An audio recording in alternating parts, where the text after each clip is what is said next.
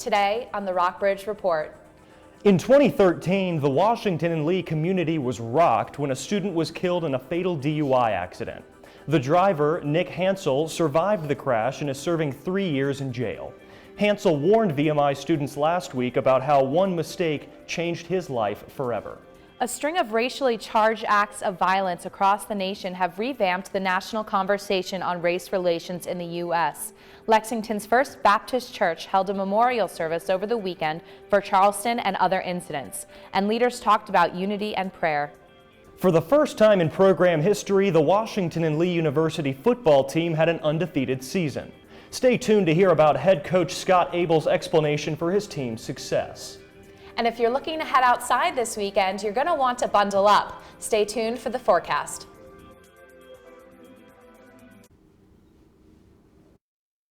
Good afternoon and welcome to the Rockbridge Report. I'm Marielle Lafair. And I'm Ford Carson.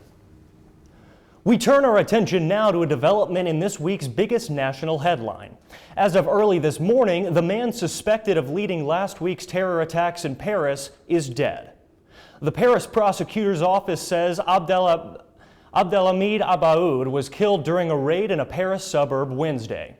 Police fired some 5,000 rounds of ammunition during the operation. Investigators can't say yet if Abaoud killed himself or was killed by police. 7 men and 1 woman were detained in Wednesday's raids in Saint-Denis. Prosecutors say the suspects appeared to be ready for another possible attack. Last Friday's terror attacks in Paris left at least 129 people dead.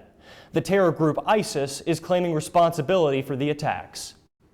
To honor the lives of those who perished in the attacks, Washington and Lee held a candlelight vigil outside of Lee Chapel Sunday. Reporter Anna Akins was on the scene. Members of the Washington and Lee University community gathered in front of Lee Chapel for a candlelight vigil Sunday to honor those killed in the Paris terror attacks. Dean of the Williams School, Rob Strawn, opened the event, and then faculty and students took turns reading a French poem titled Liberté, written by Paul Éluard in 1942 during the Nazi occupation of France. Sur toute chair accordée, sur le front de mes amis, sur chaque main qui se tend, j'écris. Later, speakers reflected on the tragedy and offered everyone words of encouragement. About 50 people took part in the somber event. A second-year Washington and Lee University law student will need a lawyer of his own soon, following 2 charges of driving under the influence and refusal to take a sobriety test. The arrest followed a car accident Monday night across from the Lexington post office. Reporter Faith Pinu has the story. It was just after 11 on Monday night. W&L senior Tierney Wolgemuth was driving eastbound on Nelson Street when a car slammed into her from behind. Police reports say the driver, 25-year-old Alfred Patty, in his second year of law school at W&L, was drunk. He hit the back of Wolgemuth's BMW, swerved into the opposite lane, and crashed through the railings surrounding the Chi Psi fraternity house. He then drove down the lawn and ran into a tree. The police report agree with eyewitness accounts of this accident. Neither Wolgemuth nor Patty was seriously injured. Witnesses saw blood on Patty's nose and hand immediately following the accident. Patty said he was fine. Police charged Patty with refusing a breathalyzer test. Officer Aaron Britton also charged Patty with driving under the influence. Patty was released from the Rockbridge Regional Jail on Tuesday morning. His court hearing is set for February. W&L Student Judicial Council will wait for a decision from the court before issuing any penalty. For the Rockbridge Report, I'm Faith Pinu. So far in 2015, there have been 37 DUI arrests in the county and 27 within city limits. The drunken driver in a deadly car crash 2 years ago is now telling his story. Nick Hansel, a former W&L student, said he is trying to educate others about his poor decision that night. For his first appearance, he spoke to a room of VMI cadets last Wednesday. His talk came after a larger presentation in advance of VMI's Ring Figure this weekend. Rachel Stone has more on the story. Nick Hansel crashed his car while driving under the influence, an accident that killed a 21-year-old girl. A judge accepted his plea deal in January, sending him to jail for 3 years. Screaming, crying, sheer chaos ensued. Those of us who were okay tried to get everyone out of the car. And then I saw her. Kelsey Durkin, a senior girl, thrown from the car, was lying on the ground, motionless. I became paralyzed, collapsed, and overcome with tears, crying uncontrollably. I can still see the image now. It makes me want to cry and throw up pretty much every single day. The horror of that night invades my mind often. Comes back when I lie awake at night, dreaming of a second chance, longing for a second chance, haunted by regret and anguish. John Higgins, superintendent of Rockbridge Regional Jail, had to request special permission from the judge to bring Hansel out to speak at VMI. Higgins said this was all Hansel's idea and he does not get a reduced sentence because of it. A father and a mother are left without their daughter because of one choice. I'll never understand why I didn't die that night and she did, but I have to live with that pain forever.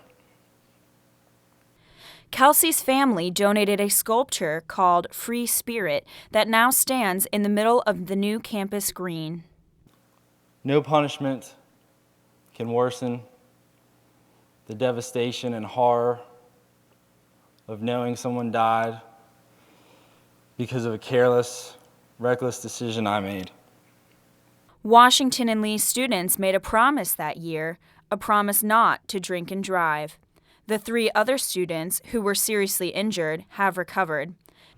Hansel is currently facing lawsuits from Virginia Dixon and Ellen Gleason, 2 of the students involved in the accident. He declined to be interviewed at the jail because of these lawsuits. For the Rockbridge Report, I'm Rachel Stone. Hansel said he hopes to speak with even more young people in both high school and in college to share his story. The Shenandoah Valley Workforce Development Board received a $4 million grant mid-September that will create 600 apprenticeships up and down the Shenandoah Valley. The American Apprenticeship Grant was part of a White House initiative to stimulate affordable access to education and job training opportunities. Director of Buena Vista's Economic Development, Brian Brown, said that he hopes the city can land anywhere from 10 to 40% of those apprenticeships. The SVWDB met for the first time this week to decide how to parcel out the apprenticeships. If you're not already in the holiday spirit, soon you won't have a choice. Lexington storefronts will hang up their wreaths and put up their lights as they gear up for the holiday sale season. Some local businesses plan to have sales every weekend leading up to holiday. And later, anti-racism protests have been ongoing on the University of Missouri's campus for the past several weeks. A student group at Washington and Lee held a rally yesterday in solidarity with the Mizzou students.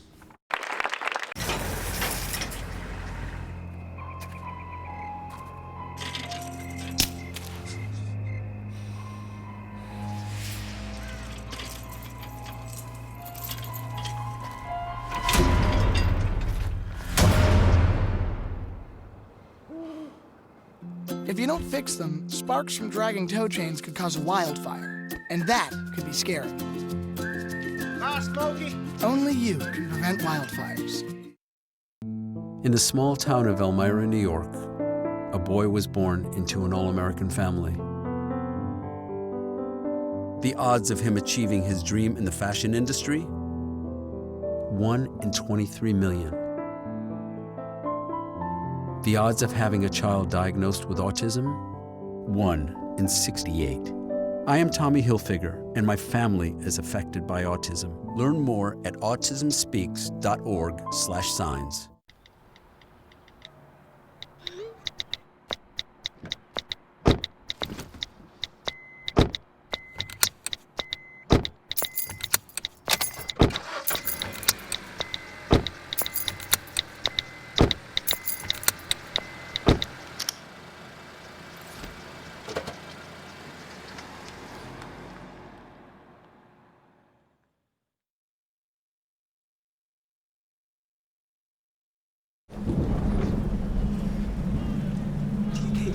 way. He doesn't even know that we're here. Is he okay? Please tell me he's okay. Laura.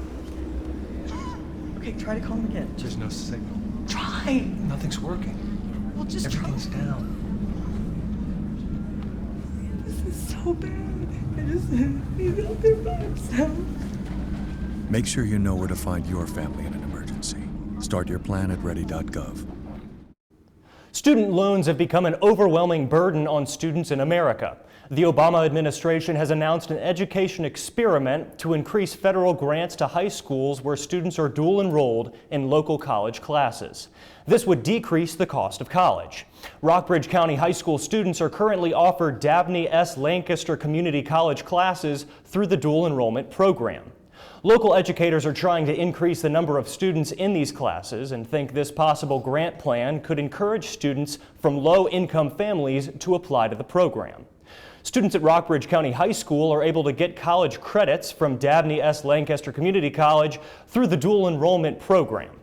Full details are on our website, rockbridgereport.washingtonandlee.net. Nice to see that warm weather today, but I guess we'll really feel fall soon, right, Andrew? That's right, Ford. But you know, I've really enjoyed today. You know, on this day last year, it was 8 degrees, and our record high for this day was 60, and we've set a new record today for 74. So sunny skies, just a gorgeous day. Going to get outside and enjoy that after this for sure. But as we look ahead towards the week, we're going to see that dip down into the 50s and into the 40s. So enjoy this gorgeous live shot while we have it. As you can see, our high for today is 74 and our low is 37. Barometric pressure coming in at 29.95 inches of mercury. Wind coming in from the south at 6 miles an hour and 71% humidity. As we take a look at our region, we can see similar weather all around. We're in the 60s in Charlottesville and Stanton, and Lexington and Buena Vista, we're in the 70s. Just sunny skies, gorgeous weather. It's just been a beautiful day. And if we take a look at our radar satellite composite, we can see the cloud cover moving eastward, and that's moving the clouds out of our area, making clear skies, which is actually going to allow that colder weather to come in. That colder weather we will see in our 5-day forecast. On Friday, we have a high of 54 and a low of 28.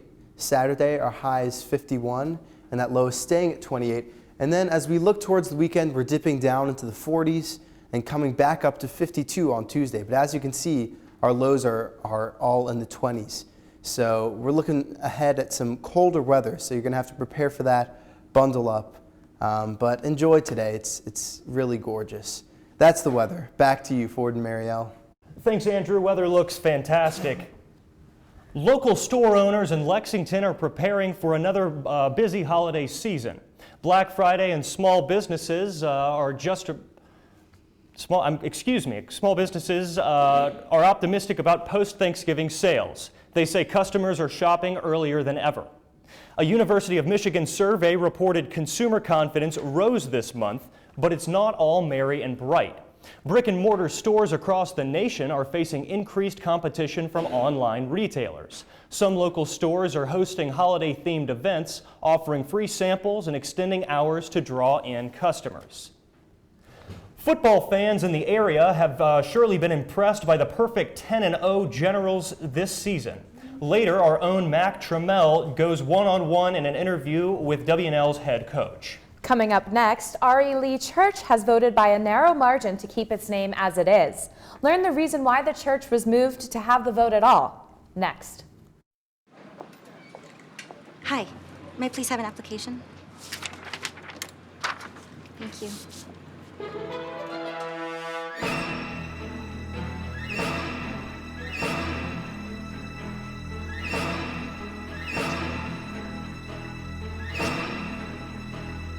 Skip the drama. Get your GED. Okay. Take that first step towards a better future and sign up for free classes now at yourged.org.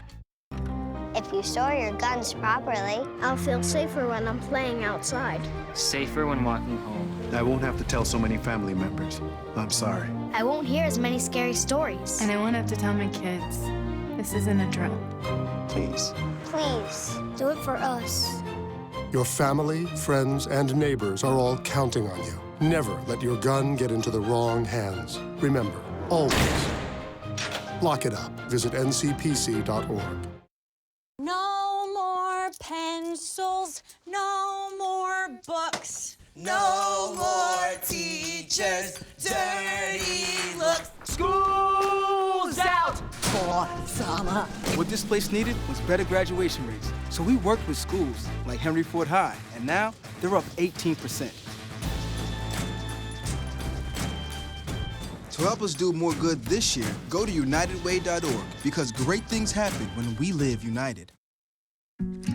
If you want to be a parent, it doesn't matter how you play, what you wear, how you dance, or even what direction life takes you. You just need to be there. You don't have to be perfect to be a perfect parent. Thousands of teens in foster care don't need perfection. They just need you. First Baptist Church in Lexington hosted a memorial service this past Sunday evening, remembering the lives lost in the Charleston, South Carolina shooting at Emmanuel AME Church on June 17th. Dylan Roof, a man espousing white supremacy and displaying Confederate symbols on his Facebook page, shot and killed 9 leaders of the historically black church. In the months since the tragedy, local pastors and community members have not wavered in their support of the Charleston church.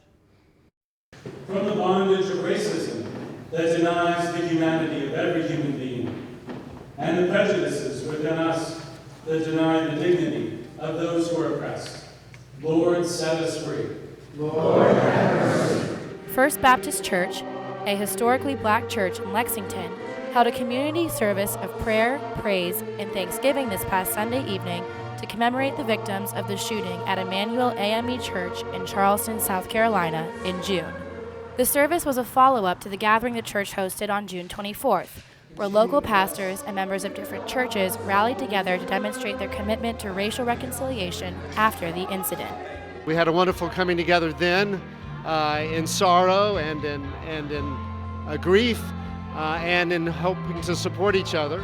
I'm hoping that this will be a regular occurrence throughout the year, and we'll see what happens, but I'm very encouraged and very grateful to be here.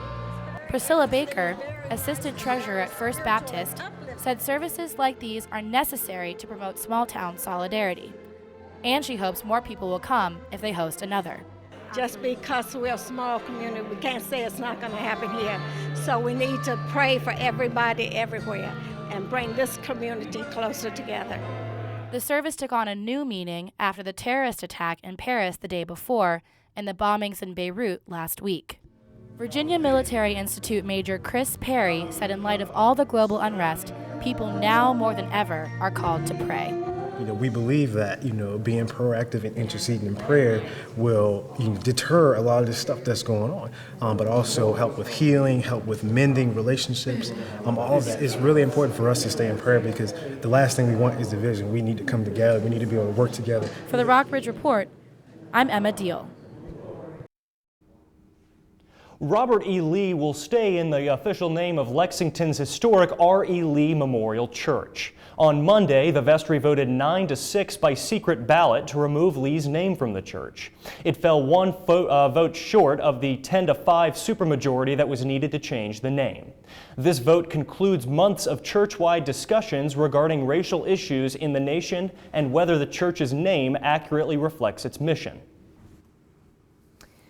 In the wake of the University of Mizzou student protests, a group of concerned Washington and Lee students organized a rally in support of Mizzou. Rachel Stone was on the scene. Last night, Washington and Lee students and faculty gathered on the colonnade in a rally to support Mizzou.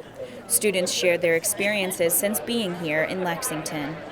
Coming from a high school that was predominantly black to Washington and Lee University was a big culture shock. During my pre-orientation trip, I found that while I didn't necessarily feel excluded, I didn't feel included either. Although we've gathered here today to speak on the racially influenced injustices taking place at the University of Missouri, and while I do not intend to undermine the horrific episode of events taking place there, I think we must first take care of our own home and address the issues going on in our own backyard. I knew I was going to be a minority, but what was disappointing to me was that there wasn't a diversity in thought. People just saw me as one color and one person and less than. I would walk down the street at night. My dad, he gave me this leather jacket, which was my favorite leather jacket, and he rarely gives me gifts, so I was really proud to wear it. And I came here and I wore the leather jacket, and when I would walk across the campus at night, people would actually cross to the other side of the campus. People would hold their purses. People would stop talking and they would huddle together and stare me down until I walked past them. I think it's important here today to address these issues. A lot of people are unsure of what to say and how to say it. However, we, in saying nothing, contribute to the oppressor. I honestly feel that change could come about if we started to hold people accountable for their actions and sayings. Need some help in the kitchen this holiday?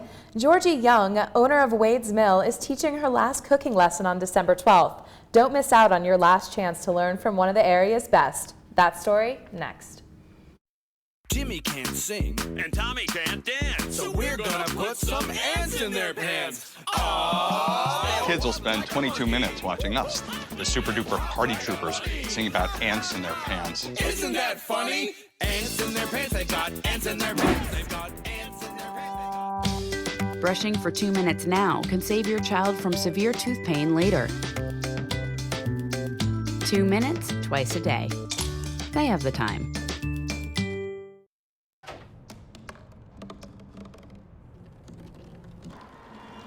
Everybody has a dream.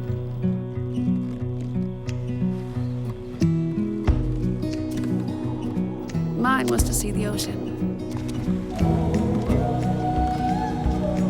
And with a little help, I made it.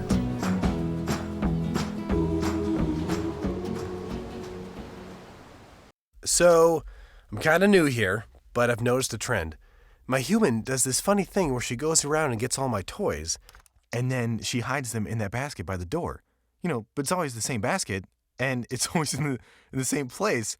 And then she acts so surprised when I find them, but, she's putting them in the same basket. Again. It's like, hello, that's where you put it last time. You were the worst at hide and go seek. Enroll, we say, we want you to be okay. Enroll, we say, take care of people for goodness sake. There's a plan for every budget, so don't accept defeat. Now you can get covered and still buy me treats. You take care of your pets. Now it's their turn to take care of you. Visit getcoveredamerica.org to learn about your health insurance options. Washington and Lee's men's soccer team made it into the NCAA tournament and made it to the second round. Now it's time for the Generals football team to begin postseason play. Kate Boswell joins us with that and more. Thanks, Marielle. There's big news on the football front today. With its win over Shenandoah last Saturday, Washington and Lee University improved to 10-0, officially completing the first perfect season in its program's history. We go now to Mac Trammell, who had the chance to speak with head coach Scott Abel about how his team got to this point. I'm here with WNL head football coach Scott Abel. Coach Abel, first I want to congratulate you on a historic season. I want to ask you though, what is the biggest difference between this year's undefeated 10-0 team and last year's 2-8 squad? Well, I think there's some noticeable differences. I think the first is our experience. We returned so many players from last year. We were filled a roster full of youth. This year, they've all come back and focused and a year stronger from the weight room and a year better and a year more experienced. And here we sit 10-0. Can you signal out, one moment this season or one accomplishment that has been most significant? Of course, the team has been ranked for the first time in school history, first undefeated team since 1961, I believe. Is there anything that stood out to you in particular? I think we've had great leadership.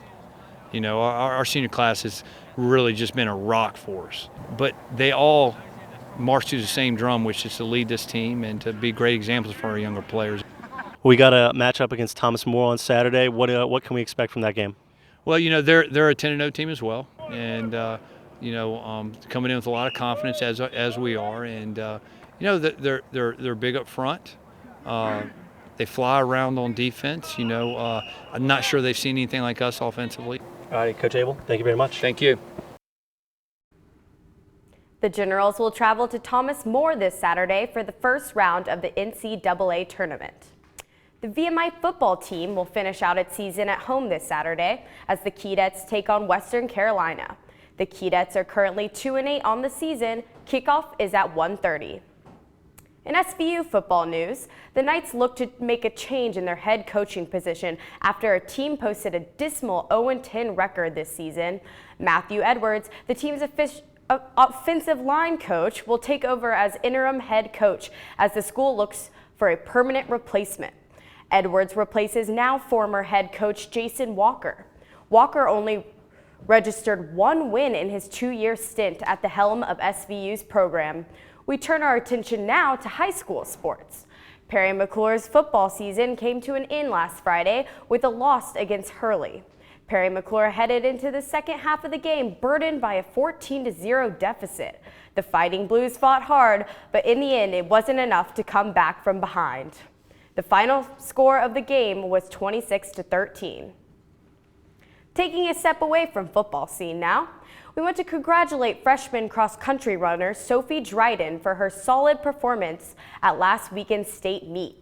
Dryden, the lone representative for Perry McClure at the meet, finished 3rd out of 99 runners. And for the first time in 13 years, the Rockbridge County High School girls cross-country team competed in the state meet. The team took 9th overall out of a pool of 12 teams competing. That's it for sports this week. Now we hope you enjoy the holiday and spend some time watching even more football on Thanksgiving. Back to you, Marielle. Thanks, Kate. I'm looking forward to that. Wade's Mill in Rafine has been a feature of rural Rockbridge County for almost 25 years. With owners Georgie and Jim Young retiring this winter, its future remains uncertain. Polly Niskova has more. Almost all Lexington and Rockbridge County residents have a bag of Wade's Mill flour in their freezer because they know that's the best place to keep it. Co-owners Georgie and Jim Young put the mill on the local map with their wide selection of flours.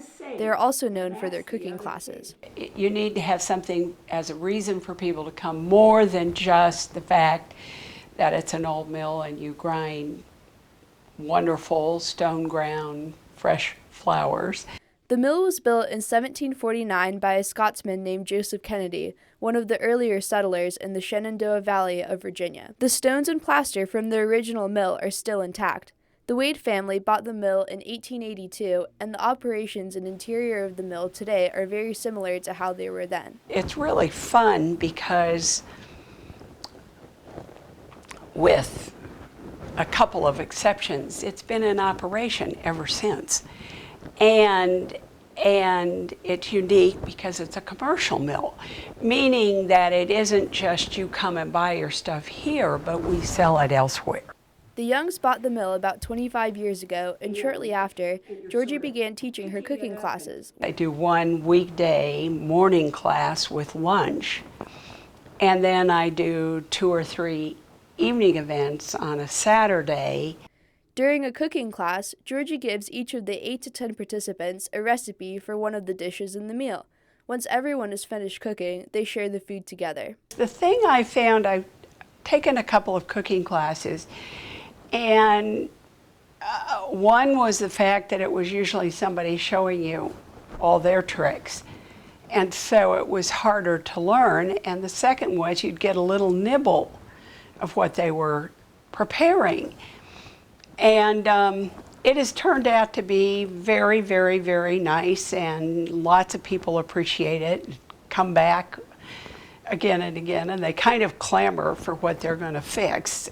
Georgie is teaching her last cooking lesson, a traditional Christmas luncheon, on December 12th. For the Rockbridge Report, I'm Paulina Niskova.